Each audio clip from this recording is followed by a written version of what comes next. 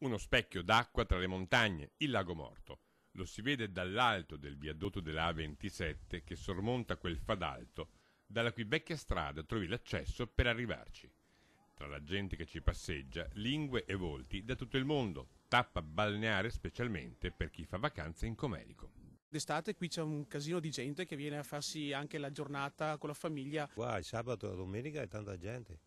Io abito a 500 metri da qua e si vive bene, insomma. L'inizio stagione però presenta un piccolo inconveniente, non ci sono i bagni chimici.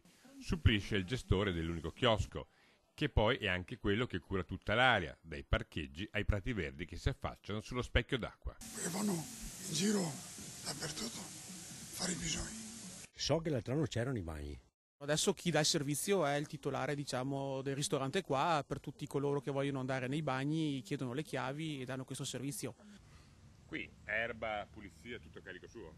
Sì, non faccio io attualmente tutto quanto. Come in qualunque luogo, il cui look sia il costume da bagno, la stagione dipende dal tempo, dal sole, se ci sarà oppure no, specie durante i weekend. Quanto alla lamentata assenza dei bagni, dal comune il vice sindaco Alessandro Turchetto garantisce che è questione di giorni, ritardi dovuti alla burocrazia e indipendenti dalla volontà degli amministratori.